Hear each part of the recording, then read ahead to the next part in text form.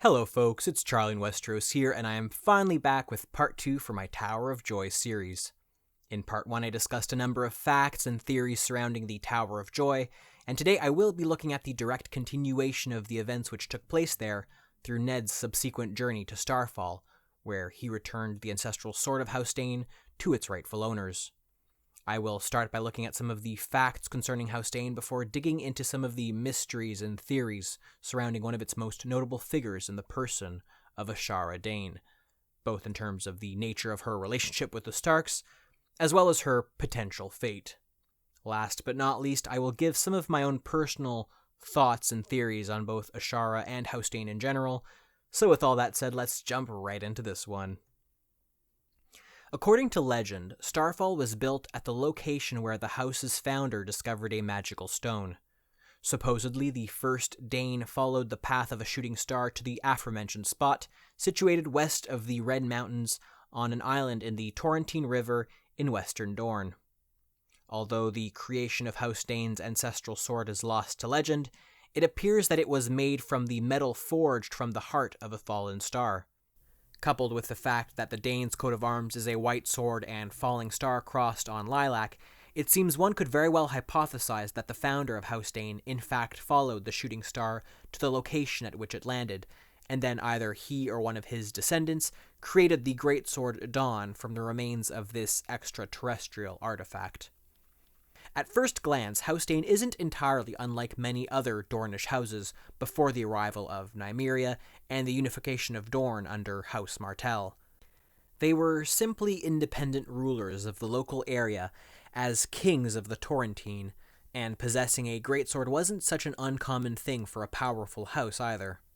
That said, there are a number of characteristics that has oftentimes separated House Dayne from other houses in the Seven Kingdoms. For one, their greatsword Dawn is pale as milk glass and looks nothing like Valyrian blades, and yet it manages to share many properties of those rare swords in terms of its sharpness and strength. The oddities surrounding the Daynes goes beyond their ancestral sword, however, as members of the house are prone to some rather unique physical characteristics. Their hair ranges from pale blonde to dark, and some members like Gerald Dayne possess a unique combination of silver hair with a streak of black. While some Daynes are known to have dark blue eyes, others such as Ashara and Gerald possess purple eyes. These unique and even slightly Valyrian-esque features has led some to suspect the Daynes originated from the Freehold itself, or at least exemplify a possibility that Valyrians might have had a presence in Westeros in very ancient times. Some even suspecting that one of the original Daynes might have been the first Azor Ahai archetype who vanquished the others so long ago during the Long Night. Now, with these facts in mind, perhaps this is a good point to move the story forward to the events following the Tower of Joy. So we are led to believe that after Sir Arthur Dayne, friend of Rhaegar Targaryen, and last titular Sword of the Morning is killed at the Tower by Lord Eddard Stark and possibly assisted by Howland Reed, the Warden of the North then heads to Starfall in order to return the greatsword Dawn to the Daynes. Upon Ned's arrival, Dawn is given to Ashara Dayne, and purportedly after discovering the news of her brother's death by Lord Eddard, she throws herself into the summer sea from a tower at Starfall known as the Palestone Sword. Her body was never recovered, and things pretty much end there, although we do discover one other piece of information in the third book of the series, A Storm of Swords. Apparently, Ashara's nephew, the son of her oldest brother, is the current Lord of Starfall, a 12-year-old named Edric Dayne, who was also a milk brother to Jon Snow.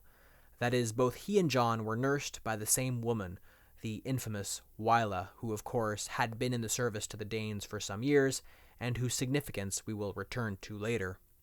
For now, back to Ashara. It goes without saying that whilst her unconfirmed death has led many to theorize on her potential fate, the apparent emotional connection between her and Ned has led many to suspect the role she might play in the series as a whole, especially in its literary format. The most evident way this aspect is played up is in perhaps the second most popular theory surrounding Jon Snow's parentage, via a union between Eddard and Ashara.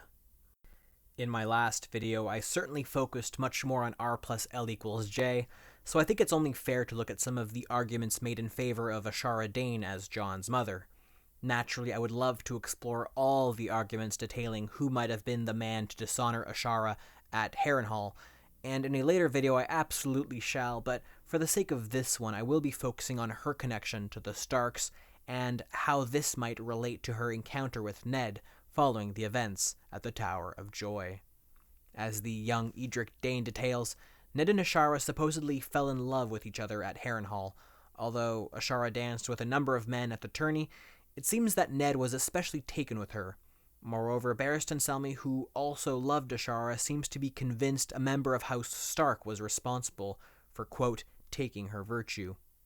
While this does potentially paint some of the blame on Ned Stark, and even some characters like Cersei Lannister appear to suspect that Jon Snow was born from a fling between Ned and Ashara, this certainly hasn't prevented some fans of the series from also strongly suspecting Brandon Stark as Jon's father, or at the very least, as the man who had sex with her at Harrenhal. Much of the arguments advocating for Ned or Brandon as the father of Jon Snow with Ashara typically revolves around Jon's rather un-Targaryen appearance, as well as Barristan Selmy's own suspicions surrounding the Starks. One could suppose Ned and Ashara did have a fling at Harrenhal. Certainly it isn't impossible given his infatuation for her, and perhaps a young man like Ned would be more than easily swayed into the arms of the mysterious beauty.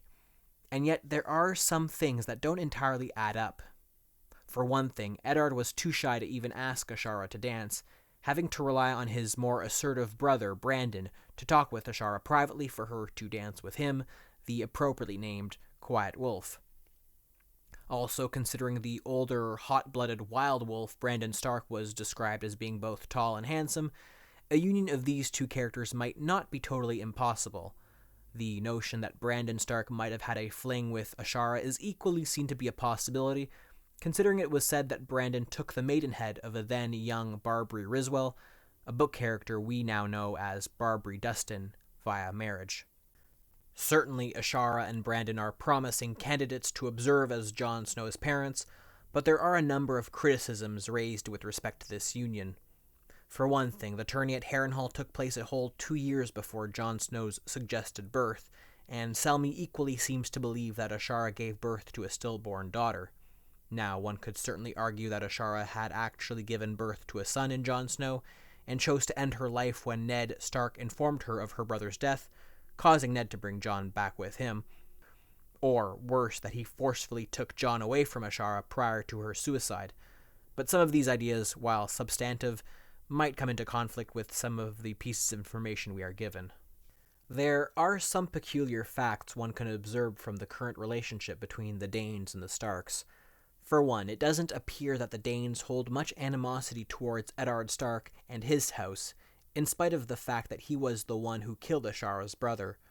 This is not only evident from the fact that Eddard was able to safely return Dawn to House Dayne after the events at the Tower of Joy, but Ashara's eldest brother went so far as to name his own son, and current head of House Dayne, Edric.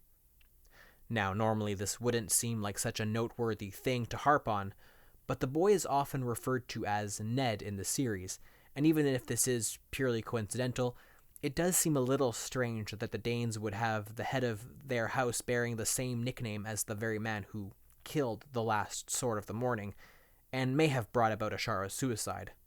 Young Edric Dayne also tells Arya Stark in A Storm of Swords that her father and Ashara fell in love during the tourney at Harrenhal, and that she killed herself after the war because her heart was broken. Though Arya is skeptical, a member of the Stark household and later the Brotherhood Without Banners, named Harwin, does state that the two may have fallen in love at Harrenhal, but that Ashara killed herself over grief for her dead brother Arthur Dayne. At the same instance, because Barristan Selmy believes Ashara miscarried a daughter, and that Daenerys reminds him of her, others have posited the notion that Ashara, potentially in union with the likes of Rhaegar, or even after being raped by the Mad King Aerys Targaryen, is in fact Dany's mother.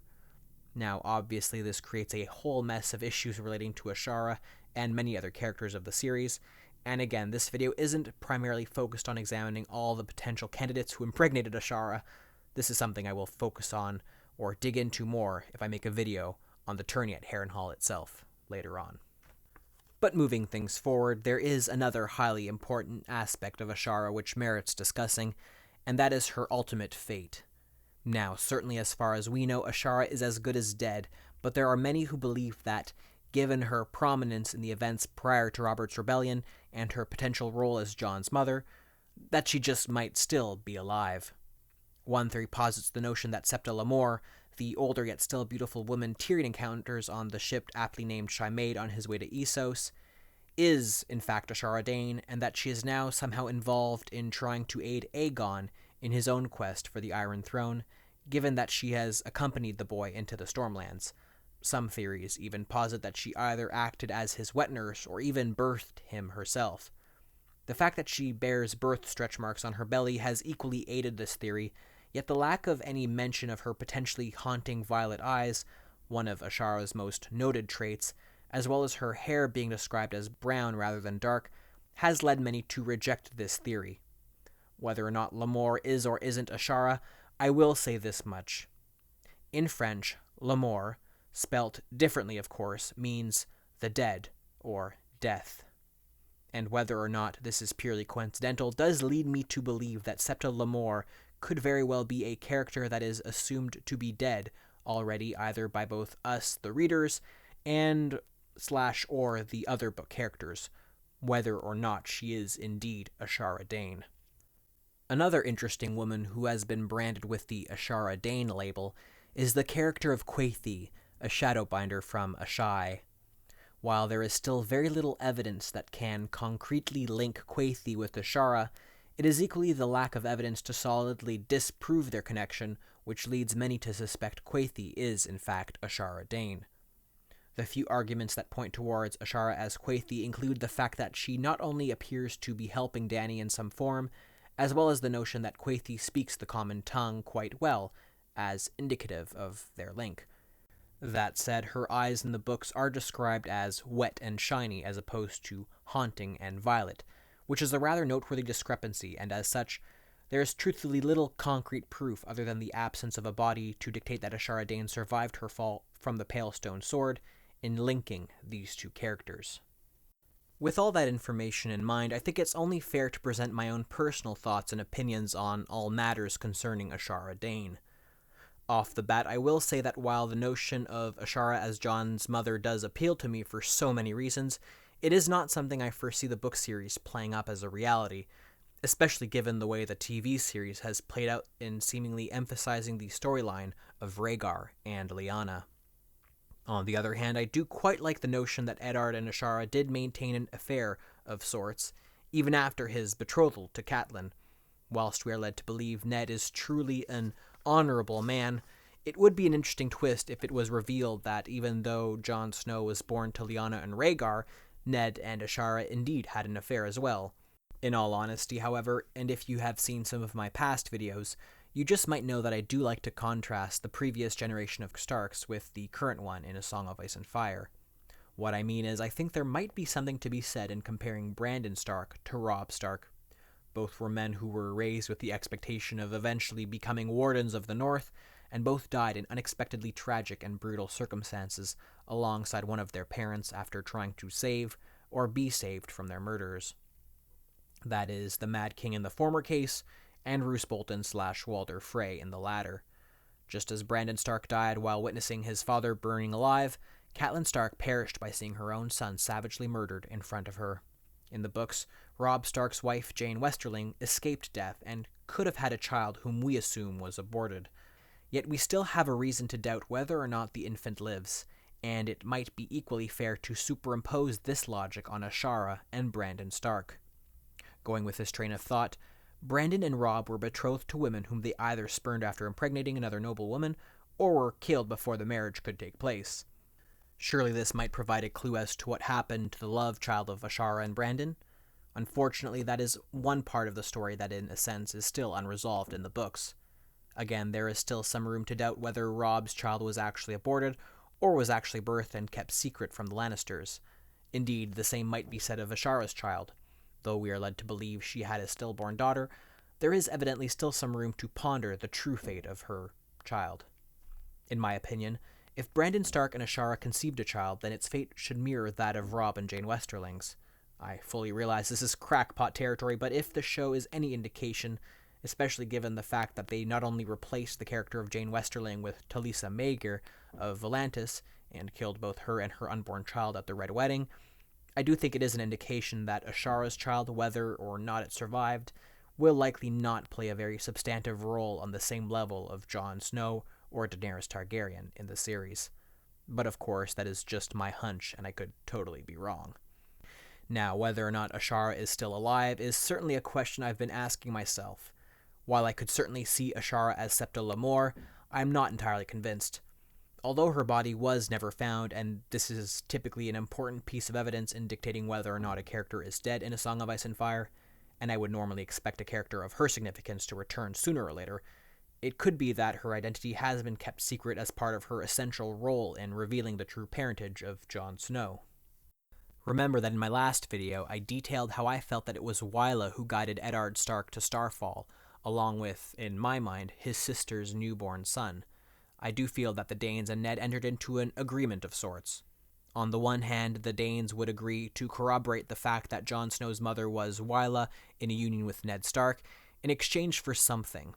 Perhaps it was done as an act of good intention since Eddard brought back Dawn to Arthur Dayne's sister Ashara, and perhaps the Daynes were united in this mutually binding tragedy. After all, Arthur Dayne was Rhaegar's best friend, and Lyanna, by this account, could have been Rhaegar's lover and mother to his son, thereby giving the two houses a common reason to protect Jon Snow's identity. Whatever the case, the events that transpired at Starfall are shrouded in mystery, and even I am still conflicted as to why Ashara jumped to her apparent death. Was it her brother's demise and a sense of guilt on her part? Was it something deeper? These are questions I'm very interested in hearing your thoughts on the matter. But before that, here are some final thoughts I want to leave you with as far as House Dayne is concerned. The house holds some important mysteries that remain to be shared. The unique legendary blade this ancient house possesses, the unique appearance of the Daynes, and the fact that Dawn is only to be wielded by the most skilled and worthy swordsman of the house does lead me to believe that House Dayne might indeed have had one of its earliest members fill the role of the last hero who ended the Long Night so long ago. I think it might also be worth mentioning that Maester Aemon and King Aegon V were both children to a mother from the Southern House in Diana Dayne. We typically assume their mysterious visions came from their Targaryen ancestry, but is it possible House Dayne imbued the Targaryens with some other kind of mysterious power? Yet again, it's a crackpot thought, but something I think is worthwhile at least taking a quick look at. Anyway, folks, I know I said I would discuss a range of other things, including potential alternate theories on Dany's parentage, but this video is already much longer than I anticipated, so I think those topics are best left for a separate video, as this one has basically become an analysis of House Dayne on its own. So what do you folks think? Do you agree with my thoughts? Do you disagree? Let me know in the comment section below. As always, don't forget to hit that like button and subscribe if you enjoyed, and I will see you all next time.